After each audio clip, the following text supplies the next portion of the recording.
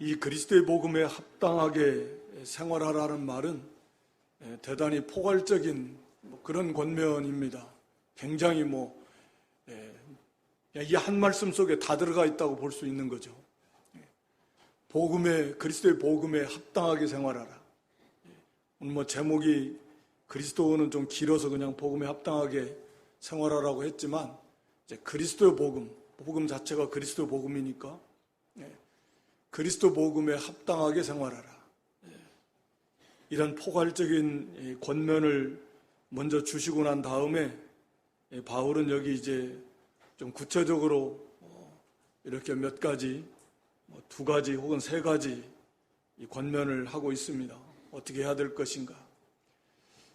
이 포괄적인 이 권면인데, 그리스도의 복음에 합당하게 생활하라. 우리가 그리스도 복음을 받아서 그리스도의 복음을 믿고 또 그 그리스도의 복음을 증거하는 게 그게 교회와 성도의 모습이라고 하면, 당연히 우리의 생활도 우리의 삶도 우리가 믿고 전하는 그 복음의 내용에 맞춰져야 된다는, 우리가 흔히 말하는 것처럼 말과 행위가 정 안 맞으면 그게 이 세상 사람들의 눈에 어떻게 비치겠는가 라고 하는 거죠. 그러니까 우리가 복음을 믿었고 그 복음을 증거하고 전하고 있으면 그 복음에 맞게 행동하는 것이 지극히 상식이고 지극히 당연하다라고 하는 것입니다. 이게 이제 그리스도 복음에 합당하게 생활하라는 그런 의미입니다. 첫 번째 의미라고 볼 수 있는데, 그러니까 대단히 포괄적이라는 그런 말씀을 드렸지만, 우리가 큰 틀에서 몇 가지만 살펴보면 그리스도의 복음, 우리가 그리스도를 믿음으로 그리스도께서 우리의 죄를 대속해 주시고, 그래서 우리가 거기에서 죄사함 받았고 의롭다함을 받았습니다. 그래서 우리가 큰 틀에서 보면 로마서 6장 11절 말씀에 보면 너희는 죄에 대해서 죽었다. 그리스도 안에서 죄에 대해서 죽었다라는 말은 죄와는 이제 전혀 관계가 없는, 전에는 죄의 종, 죄가 우리의 왕 노릇하는, 죄를 안 지을 수 없는, 죄를 벗어날 수 없는 죄와의 관계가 그런 관계. 죄가 왕이라면 우리는 마치 그 종. 그래서 죄를 벗어날 수 없어요. 안 지을 수가 없습니다. 24시간 죄만 짓고 산다라는 말은 아닙니다만, 죄의 종에서 벗어날 수 없는, 죄를 안 지을 수 없는 그런 상황이었다고 하면 이제는 죄와 관계가 없는 자가 되었다. 그리고 반대로 계속 띄워줘 보세요. 로마서 6장 11절에. 그리고 이제는 그리스도 예수 안에서 하나님에 대해서는 산 자로 여겨라. 죄에 대해서는 죽었고 하나님에 대해서는 살았다. 전에는 하나님과에 대해서 죽었어요. 하나님과 아무 관계가 없었습니다. 근데 이제 정 관계가 역전이 된 거죠. 전에는 하나님에 대해서 죽었습니다. 하나님과 아무 관계가 없었어요. 반응할 수도 없고 알 수도 없고 아무런 관계도 없었지만, 죽어 있었지만 이제는 하나님과 산자가 되었다. 하나님과의 관계가 생명적 연합의 관계가 돼서 하나님을 사랑하고 하나님을 섬기고 하나님을 알고 하나님 말씀을 듣고 배우고 따르고 이런 하나님과의 그런 친밀한 생명적 관계가 됐다는 정반대입니다. 그리스도의 복음 속에서 대표적으로 일어난 그런 변화죠. 죄에 대해서 살았고 죄의 종이었던 우리가 죄에 대해서 이제는 죽었고 반대로 하나님에 대해서 산자가 되었다. 그럼 거기에 맞게 생활하라. 우리가 이제는 죄와 상관없는 자처럼 죄를 미워하고 죄를 멀리하고 죄와 싸우고, 그래서 죄를 짓지 않고 반대로 우리가 하나님 가까이 하고 하나님을 사랑하고 하나님을 섬기고 그 하나님의 말씀에 순종하는 삶을 살아야 된다. 그 말씀 속에 포함되어 있는 우리가 잘 아는 그런 복음, 부활, 천국, 영생, 주님의 재림과 이 땅의 심판, 우리가 다 믿는다면 그 믿음대로 천국을 소망하고 부활을 바라보고 망할 세상을 소망 두지 말고 거기에 합당하게 생활하라는 거예요. 말로는 믿는다고 하고 또 그렇게 전한다고 하면서 실제로는 소망이 없고 부활에 대한 소망, 천국의 소망보다는 이 세상의 것을 더 바라보고 더 좋아한다면 누가 그런 교회와 성도의 입을 통해서 증거되는 복음을 받아들일 수 있겠는가? 우리 자신이 말과 행실이 따로 다르다. 복음을 받아서 믿고 전파하는 가운데 있다고 하면 그 복음에 맞게 합당하게 생활을 하는 것, 그것이 우리의 본분이다 라고 하는 것입니다. 또 하나는 그리스도의 복음에 합당하게 생활하는 그런 말씀, 여기 그리스도의 복음의 시민으로서 합당하게 행동하라 그 말입니다. 그리스도의 복음의 시민, 그리스도의 복음을 받은 천국의 시민권자답게 그렇게 거기에 맞게 생활하라, 그런 의미입니다. 여기 생활하라라는 단어 자체가 시민으로서의 의무를 다해라, 시민으로서의 의무를 행하라라는 단어 뜻입니다. 그러니까 이 말을 풀어서 말씀드리면 그리스도의 복음의 시민으로서 합당하게 행동하라. 이게 그리스도의 복음에 합당하게 생활하라는 그런 단어의 의미입니다. 복음에 맞게 행동하고 죄에 대해서는 죽은 자답게 죄를 멀리하고 죄와 아무 상관없으니까 하나님에 대한 산자로 여기서 늘 하나님을 가까이 하고 하나님 말씀대로 순종하는 삶을 살아라. 거룩한 백성답게 거룩하게 살아라. 영생을 얻은 자답게 영원한 하늘의 소망을 가지고 살아야 돼.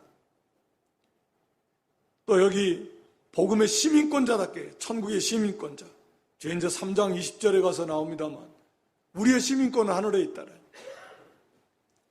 왜 이런 말을 하냐면 당시의 배경 속에서 당시는 로마가 세계를 지배하던 그런 식의 시대입니다. 그래서 이 빌립보도 로마의 식민지 중에 하나입니다. 수없이 세계 도처에 로마 식민지가 가득합니다. 중심은 이제 로마의 수도는 로마니까. 그러나 로마의 시민권자들, 시민권을 가진 사람들은 그렇게 많지 않아요. 빌립보에도 많은 그 빌립보 자체가 로마의 식민지지만 그게 로마 시민권자들이 다 로마 시민권자들이 아닙니다. 그건 식민지 사람들이죠. 그렇지만 그 빌립보 지역에도 로마 시민권자를 가진 사람들이 살고 있었습니다. 각 지역마다 사도 바울도 아마 신라도 로마 시민권자였습니다. 그러니까 이 로마 시민권자라는 말은 당시의 세계에서 대단한 권리, 대단한 특권자입니다.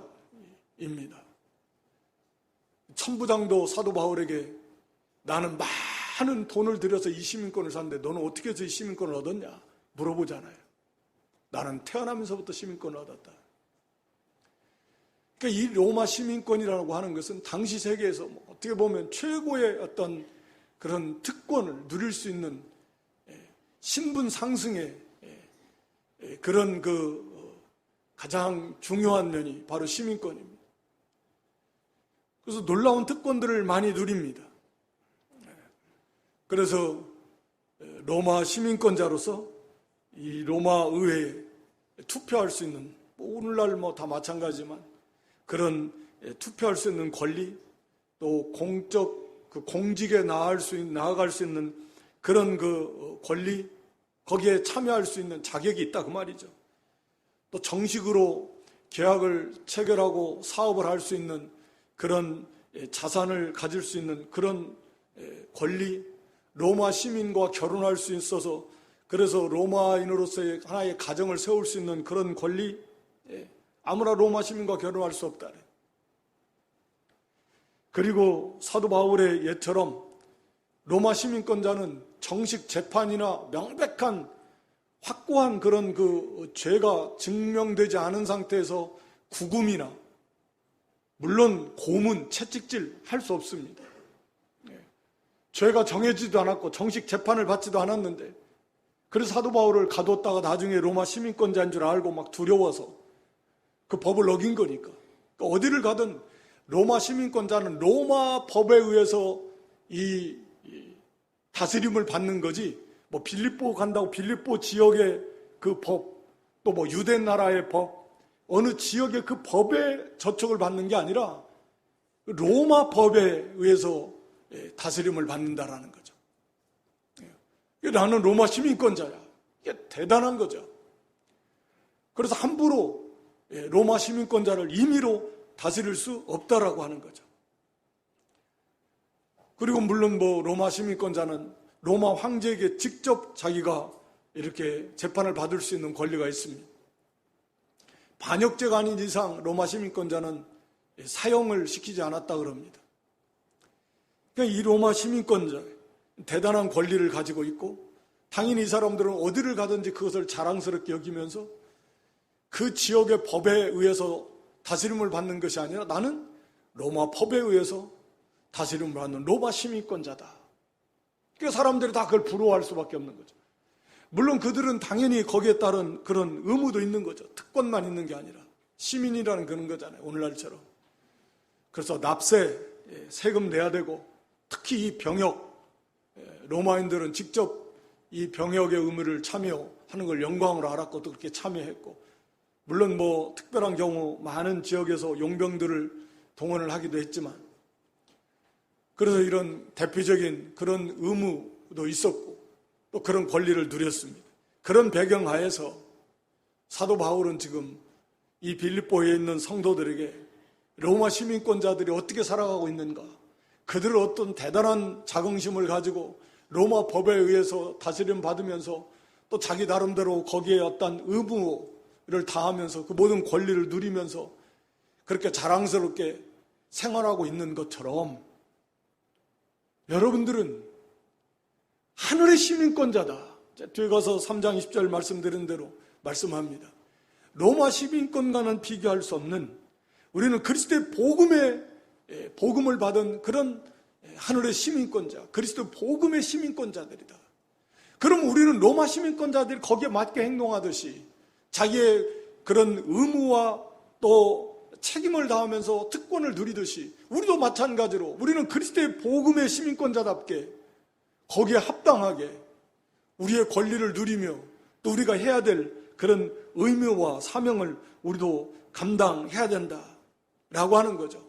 또 한 가지는 로마 사람들이, 시민권자들이 그 식민지에서 그게 자기들의 본토가 아니에요. 그렇듯이 우리는 이 땅은 나그네다. 잠시 지나가는 나그네와 같다. 우리의 영원한 본향, 하나님의 나라가 있다.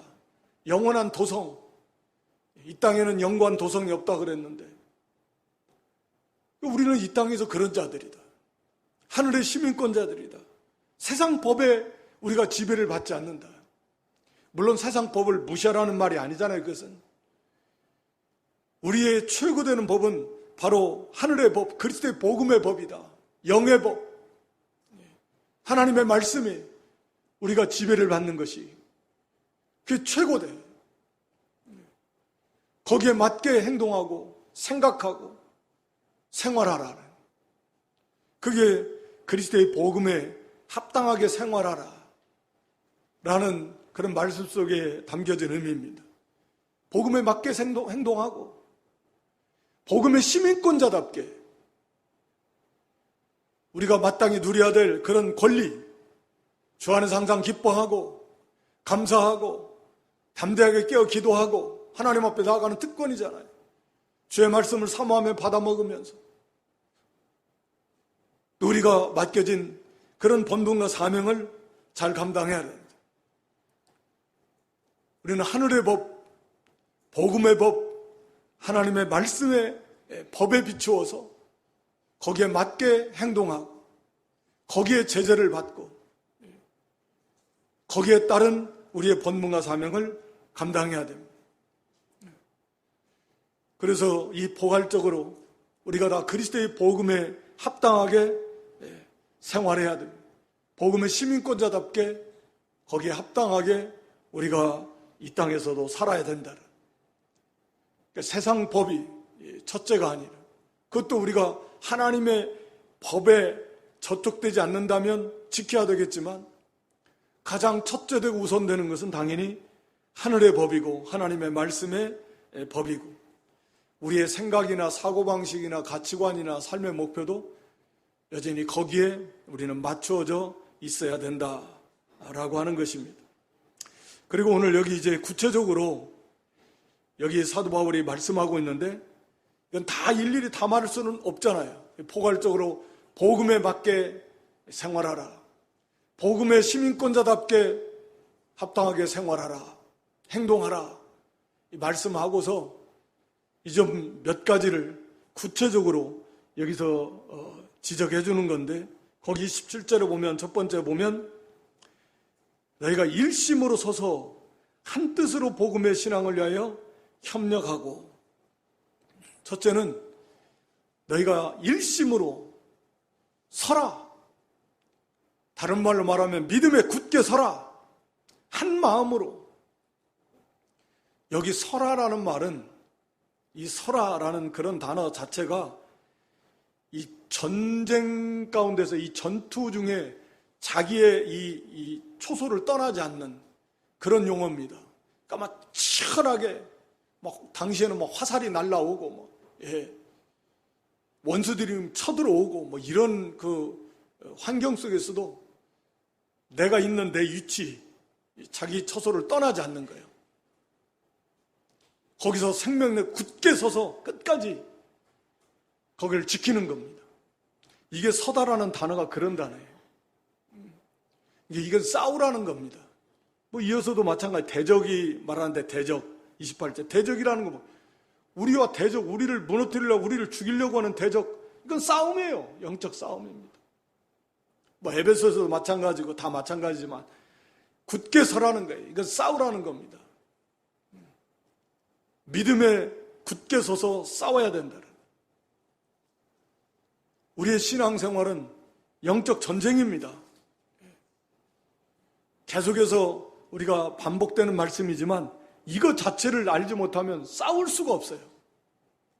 신앙생활하는 게 영적 전쟁이다라는 의식이 없이 그냥 그저 적당히 위로받고 마음의 평안을 누리고 그저 복을 받아서 평안하게 이 땅에 사는 동안에 두루두루 잘 먹고 잘 사는, 이거 아니에요. 그것은 한 면이죠. 지극히 한 면, 다른 작은 한 면.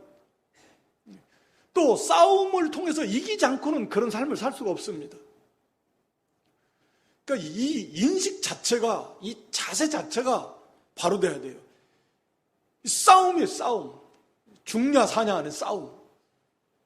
마귀는 우리를 삼키려고 하는 거고, 우리를 죽이려고 하는 거고, 우리는 그 죄와 싸워서 생명을 건져내고 이 생명을 계속해서 키워나가는 거고 하나님 나라를 세워나가는 거고,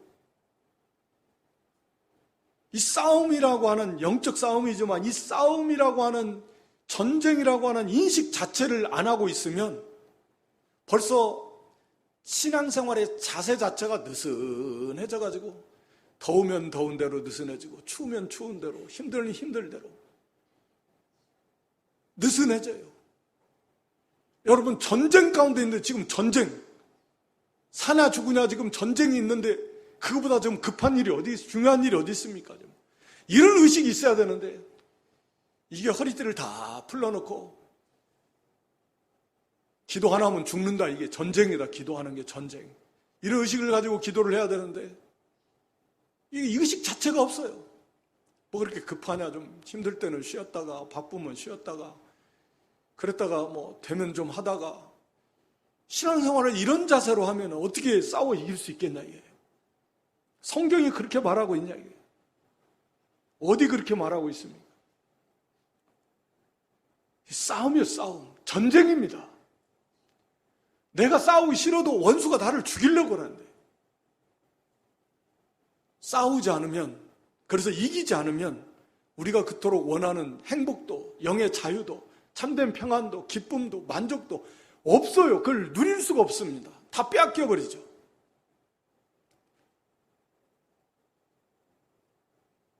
그래서 믿음에 굳게 서야 된다.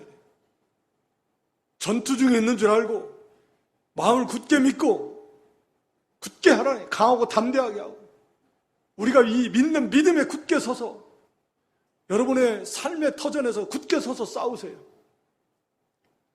이 세상은 정말 온통 이 사상부터, 사고방식부터, 삶의 가치관부터 우리를 무너뜨리려고 하는, 그 속에서 우리는 싸워야 됩니다. 우리가 믿는 이 복음을 우리의 최고의 가치관으로 삼고, 어떻게 보면 좀 외로울 수 있지만 싸우는 겁니다. 세상은 물질 중심의 가치관이, 인본주의죠. 과학적 가치관, 그걸 최고로 삼고, 육신적 가치관, 세상적 가치관을 최고로 삼고 나가지만, 그런 가운데서 우리는 이 복음이요, 하나님의 영광, 복음을 전해서 영혼을 살려내는 거, 의를 행하는 거, 선을 베푸는 거, 세상은 그거 가치 있게 여기질 않아요. 정신없다 그러지. 요즘 세상에 무슨 그게 지금 밥이 나와요. 세상 사람들은 정말 미련하고 어리석고 말도 안 되는 거죠. 그러나 우리는 그것을 최고의 가치관으로 삼고 가는 겁니다. 그게 싸움이에요. 우리의 싸움은 우리의 삶의 가정에서, 직장에서, 학교에서, 삶의 사회에서, 모든 것에서 치열합니다. 눈만 떠도, TV만 틀어도, 핸드폰만 봐도 우리를 무너뜨리려고 하는 이 죄악의 이 홍수가 물밀듯이 삼키려고 하는, 싸워야 돼요. 우리가 믿는 이 복음을 가지고 우리의 그런 사상과 가치관과 우리의 삶의 방식을 그 복음에 맞게 그걸 지켜나가야 됩니다. 우리의 가치는 거기에 있어야 됩니다. 세상 사람들은 말씀드린 대로 돈의 가치가 있다. 똑같이 돈의 가치를 두면 벌써 그건 삼켜진 거예요. 세상 사람들은 자기를 위해 살지만 복음의 가치관은 그게 아니에요. 자기를 위해 사는 게 아니에요. 그러니까 치열하게 싸우는 것입니다. 그 잘못된 가치관, 이 타락한 인생이 그 태어나면서 어려서부터 그 잘못 심어진 그 가치관, 그걸 깨어 부수고 온통 이 세상이 그런 가치관 중심으로, 물질 중심으로 돌아가고 있는 이 세상 속에서 우리는 철저하게 말씀 중심, 복음 중심의 가치관을 가지고 그것을 바라보고 그것을 향해서 나아가야 되는 것입니다. 그런 삶을 살아야 되는 것입니다. 얼마나 치열하겠습니까, 여러분? 믿음에 굳게 서서 흔들리지 말고 주님의 재림을 바라보면서 복음을 전하면 말씀에 맞게 의를 행하는 거예요. 의를 행한다고 누가 알아주냐? 안 알아줘도 하나님이 알아주고, 그게 생명이다. 믿음 지킨다고 뭐가 나오죠? 생명이 그 속에 있습니다. 이 싸움이에요. 그런 믿음의 길을 걸어가는, 그런 가정을 세우나 그렇게 자녀를 양육하려면 이 세상에서 쉬울 것 같습니까? 쉽지 않지만 그래서 거기서 굳게 서야 돼요. 타협하고 굴복하고 포기하면 안 됩니다. 세상에 맞서 싸워야 되네. 잘못된 사상과 가치관과 그런 삶의 방식 속에서 우리는 믿음을 지키고 그것을 전파하고 그것을 향해서 가는 것입니다. 개인적으로나 교회적으로나 다 마찬가지예요. 우리가 잘 아는 대로 히브리 10장 38절 말씀에 보면 오직 나의 의인은 뭘로 살아요? 믿음으로 사는 겁니다. 오직 나의 의인은 믿음으로 말미암아 살리라. 뒤로 물러가면 내 마음이 저를 기뻐하지 않냐. 우리는 믿음으로 사는 거예요. 복음을 믿는 믿음으로.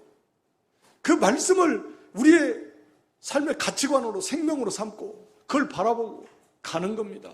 세상은 정반대예요. 믿음으로 사는 거예요. 그게 성도입니다. 그래서 굳게 서서 믿음에 굳게 서고 이 복음 진리에 굳게 서고 나의 삶 속에서 우리가 개인적으로도 치열하게 싸워서 한 걸음 한 걸음 이 세상의 거대한 죄악의 물결에 흘려 떠내려가지 아니하야 되고 그걸 거스리면서 우리는 한 걸음 한 걸음 믿음으로 살아가는 거예요. 믿음을 향해 가는 것입니다.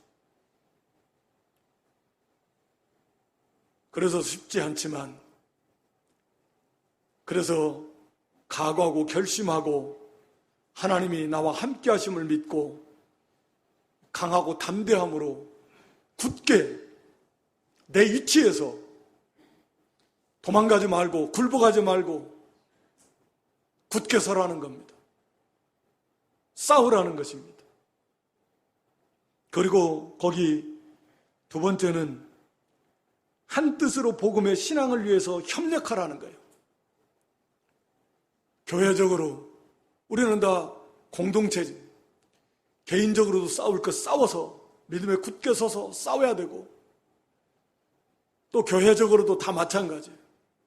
일심으로 한 마음으로 한 뜻으로 뭐 2장에 가서도 다 그런 얘기가 나오지만 당연한 거죠. 우리는 복음의 신앙을 위해서 한 마음으로 한 뜻으로 같이 협력해라. 여기 협력하라는 단어도요, 쉽게 풀어서 말씀드리면 함께 투쟁하라 그런 뜻입니다. 함께 투쟁하라. 그냥 뭐 도와주라 그런 게 아니 함께 투쟁하는 겁니다. 짐은 같이 죽어요. 이건 운동선수도 마찬가지 쓰는 단어인데 함께 도와서 이 싸워서 승리하지 않으면 지는 겁니다. 함께 투쟁하는 거예요. 그런데 함께 투쟁하는데 뜻이 같아야 되고 마음이 합해서 해야지 거기서 분열이 일어나 보세요. 지금 빌립보 교회 문제 중에 하나가 이제 4장에 가면 유오디아와 순두계 아마 대표적으로 교회에서 영향력을 행사했던 그런 아마 여자 집사들 같은데 갈라졌어요. 마음이 하나가 되지 못하고. 교회가 하나가 되지 못하면 어떻게 싸워서 이깁니까? 내분이 일어나는데 우리가 갈라디아 5장 15절 말씀에 보면 만일 서로 물고 먹으면 피차 멸망할까 조심하라. 자기들끼리 서로 싸우면 이게 당연한 거죠. 스스로 분쟁하는 나라마다 서지 못합니다. 어떻게 섭니까? 망하는 거지. 우리는 교회가 한마음 한뜻으로 함께 하나님의 영광을 위해서 하나님의 나라를 위해서 자기를 위하는 게 없어요. 복음을 위해서 뭐 그리스도 예수의 마음을 품고 2장에 나오죠. 한마음 한뜻이 되는 거죠. 자기를 부인해야 됩니다. 자기가 나오니까 이게 자기중심적이면 10사람이면 10 다 갈라집니다. 자기를 부인해야죠. 우리는 한 몸인데 한 공동체인데 하나님의 나라인데 하나님의 영광을 위하고 하나님의 나라를 위하고 복음을 위하고 이렇게 한 마음과 한 뜻을 가지고서 함께 투쟁을 해야 되는데 서로 자기가 서로 그 안에서 내분이 일어나가지고 서로 시기하고 질투하고 네가 잘냈느니 내가 잘냈느니 뭐 고린도 교회처럼 빌립보 교회도 지금 그런 게 없는 교회가 있을까요? 이 지상에? 있기는 있겠지만 정말 아마 많지 않을 거다. 그걸 다 내려놓고 자기를 다 내려놓는 한마음 한뜻이 되라. 그래서 함께 싸워나가는 것입니다. 이 비진리, 이단 사상. 그렇지 않으면 뭐 싸워보지도 못해요. 자기들끼리 싸우니라고 막. 그래서 교회가 막 갈라지고 막. 사분오열 되는데 뭐 교회를 무너뜨리고 말고 뭐 할 것도 없어요. 자기들끼리 알아서 뭐 싸우고. 뭐 어떻게 원수들을 대적합니까? 그건 나라도 마찬가지고 하나가 되지 못하고 막 서로 네가 잘난 내가 잘난 싸우고만 있으면. 그러니까 일심으로 같은 마음 같은 뜻을 가지고 복음의 신앙을 위해서, 신앙이라는 복음을 위해서 라는 표현보다 거기다 신앙이라는 단어를 집어넣습니다. 예, 복음의 신앙을 위해서 협력하라. 신앙, 우리가 믿는 믿음. 예, 그 믿음. 그래서 이 싸움을 싸워서 그 싸움을 이길 때 우리의 믿음도 더욱 견고해지는 것이고, 우리가 믿는 그 복음의 신앙, 그걸 위해서 함께 투쟁하라는 거예요. 서로 나누어지지 말고 자기를 부인하고, 참 쉽지 않지만 일생 동안 제일 큰 원수가 자기라 그러잖아요. 그렇죠? 자기를 위해 하는 거, 자기 사랑, 자기를 높이는 거, 자기중심적, 얼마나 철저하게 이 자기중심적입니까? 그런데 그것을 깨트리려고 하니까 사실은 쉽지가 않지만, 그래도 일생 그게 우리의 원수이고 우리가 가야 될 그런 길입니다. 그리고 세 번째는 거기 28절에 아무 일에든지 대적하는 자를 인하여 두려워하지 말라는 겁니다. 대적하는 자를 인하여 두려워 말라. 이건 다른 말로 말하면 고난을 두려워 말라. 왜냐하면 거기 이어서 이 고난에 대해서 말씀하고 있습니다. 29절에 그리스도를 위하여 너희에게 은혜를 주신 것은 다만 그를 믿을 뿐 아니라 또한 그를 위하여 뭘 받아요? 고난도 받게 하렵니다. 그러니까 대적하는 자를 왜 두려워합니까? 그 고난 받을까 봐, 원수들에 의해서 감옥에 갇힐까 봐 그 고난, 또 재산이 빼앗길까 봐 그 고난, 또는 어떤 신체적인 어떤 뭐 고문이라든지 그거 당할까 봐 그런 고난, 심지어는 죽임을 당할까 봐 그런 고난에 대한 두려움, 그런 거죠. 그러니까 대적하는 자를 인해서 두려워 말라. 고난을 두려워하지 말아라. 우리의 싸움은 당연히 대적자가 있으니까 싸우는 거고, 근데 이게 혈과 육의 싸움이 아니기 때문에, 믿음의 선한 싸움이기 때문에 이 싸움은 특이해서 고난을 받는다라는 거죠. 우리 성도들이 이 원수들에 의해서 비방도 받고 불의하게 핍박을 받고 재산을 빼앗기기도 하고 말씀드린 대로 감옥에 갇히기도 하고, 사도 바울처럼 또 많은 성도들처럼 고문도 받고 채찍들도 하고 매도 맞고 먹을 것도 없어서 입을 옷도 없어서 그렇게 고난을 받는 것이, 심지어는 뭐 떠돌아다니고 그러다가 죽기도 하고 그런 고난이 있지만 그거 두려워하지 말라는 것입니다. 두려우면 싸울 수가 없는 거죠. 아무리 원수가 강한 것처럼 보여도 두려워하지 말라. 왜 두려워하지 말라? 오늘 본문에서는 그 몇 가지로 두려워하면 안 되는 거, 두려워할 이유가 없다라고 하는 것을 말씀하고 있는데, 거기 28절에 보면 이것이 저희에게는 멸망의 빈거이고 너희에게는 구원의 빈거다. 자, 너희가 복음 때문에 구원받는 것은 너희가 구원받은 하나님 백성인 확실한 증거야. 그러니까 이것은 기뻐할 일이죠. 물론 이건 뭐 상급이 되기도 하고, 내가 구원받았다라고 하는 확실한 증거 중에 하나가 뭐냐면 복음 때문에 말씀 지키느라고 고난받는 겁니다. 그래서 우리 주님께서도 나를 인해서 부모나 집이나 전토는, 부모나 형제나 집이나 전토를 벌인 자는 내세 영생을 받지 못할 자가 없다. 다시 말하면 우리가 예수님을 믿는 것 때문에 물질의 고난, 인정을 초월한 고난, 물론 생명을 말할 필요도 없이 그런 고난을 받는다라고 한다는 것은 그 사람은 그런 확실한 구원받은 하나님 백성이다. 확실한 구원의 증거다. 오늘 여기 본문에서 너희가 복음 때문에 고난받는가? 그럼 너희는 구원받은 확실한 증거니까 오히려 감사하고 오히려 즐거워할 일이다 라고 하는 것입니다. 그리고 반대로 저들은 뭐예요?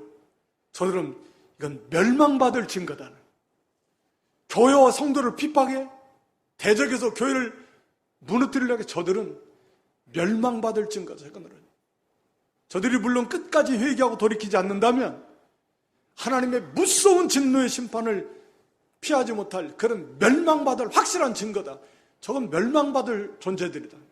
뭘 그걸 두려워하는가? 이미 저들은 멸망이 그건 선고가 돼서 영원한 지옥으로 들어갈, 그게 이미 다 정해진 거다. 근데 그럴 인생을, 그런 존재를 왜 두려워할 것인가?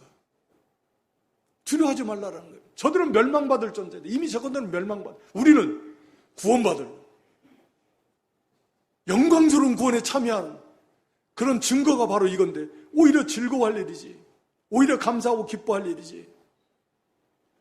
우리 마태복음 5장 10절로 12절 말씀에 보면 의를 위하여 핍박을 받는 자는 뭐요? 복이 있다. 천국이 저희 것인가? 이런 사람은 구원받은 게 확실하다라는 거죠. 또 11절 12절에 보면 나를 인하여서 너희를 욕하고 핍박하고 거짓으로 너희를 거스려 모든 악한 말 할 때는 너희가 복이 있다. 예수님 때문에, 복음 때문에 욕먹고 고난당하면 복이 있습니다. 하늘에서 너희 상이 크다. 기뻐하고 즐거워하라는 거죠. 기뻐하고 즐거워하라. 그러니까 이것은 두려워할 일이 아닙니다. 두려워하면 안 됩니다. 그리고 이것은 원수들은 반드시 멸망받을 증거이기. 그리고 29절에 보면 하나님이 은혜로 주신 거라는 거죠. 구원도 은혜로 주셨지만 여기가 이 은혜를 주신 것은 믿음뿐 아니라 그리스도를 위하여 고난도 받게 하는 것, 이것도 은혜로 주신 것이다. 고난 받으라고 은혜 주신 거예요. 하나님이 우리가 말할 필요 없이 다 지식적으로 알지만 이 고난이 왜 하나님의 은혜로 주신 것인가? 고난이 있어야 우리가 거기서 하나님을 더 많이 찾고 또 거기서 더 겸손해지고 또 회개할 걸 더 많이 회개하고, 고난이 유익이 많잖아요. 또 우리 로마서 5장 4절에 기록한 대로 이 환난 속에서 끝까지 우리가 정금 같은 신앙으로 만들어집니다. 환난이 인내, 인내는 연단, 연단은 소망, 그리스도와 같이 될 그런 소망, 하늘의 영광에 참여해야 그 소망을 이루어가는 게 이 고난 속에서 만들어져 감으로써 소망을 이루게 되는 거예요. 그리스도 형상을 이루게 되는 거예요. 하늘의 영광에 이렇게 이르게 되는 그런 자격을 만들어가는 거예요. 소망을 이룬다라는 게 그런 거거든요. 그냥 저절로 소망이 이루어지는 게 아니라 어디에서 이루어져요? 환난 속에서, 고난 속에서. 거기에서 끝까지 믿음을 지키면서 인내하면서 연단을 통해서 소망을 이루어가는 것입니다. 그러니까 하나님이 은혜로 그래서 주시는 것이고, 우리가 하늘의 영광, 그리스도와 함께 영광을 받으려면 그리스도와 함께 뭣도 받아야 돼요?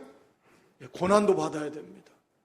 우리 로마서 8장 17절의 말씀대로 하늘의 영광입니다. 그리스도와 함께 영광에 참여하기를 원하면 그리스도와 함께 고난도 받아야 되는 것입니다. 그래서 하나님 우리에게 이 고난을 주신 거예요. 은혜로 주신 거예요. 그러니까 두려워할 것이 아니라 오히려 감사해야 돼요. 순교자들은 초대교회에 그랬다 그러잖아요. 최고의 복이 순교다.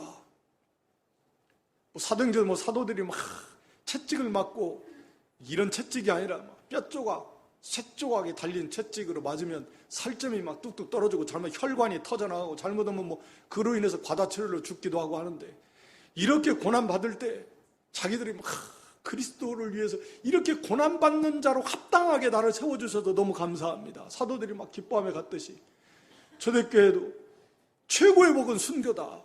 야, 하나님 이렇게 순교당할 수 있어서 너무 감사합니다. 그러면서 순교의 자리에 나갔다 그러잖아요. 사실이잖아요. 뭐 그 사람들은 뭐 특출난 사람들입니까? 우리가 똑같은 죄인들이었다고 다 구원받은 똑같은 사람들인데, 그래 이 고난은 말할 필요 없이 하나님이 이렇게 우리에게 은혜로 주신 것인데, 그런 대적자들 통해서 올 그 고난을 두려워해서 싸우지 못한다면 꼭 어떻게 되겠습니까? 그래서 믿음에 굳게 서라.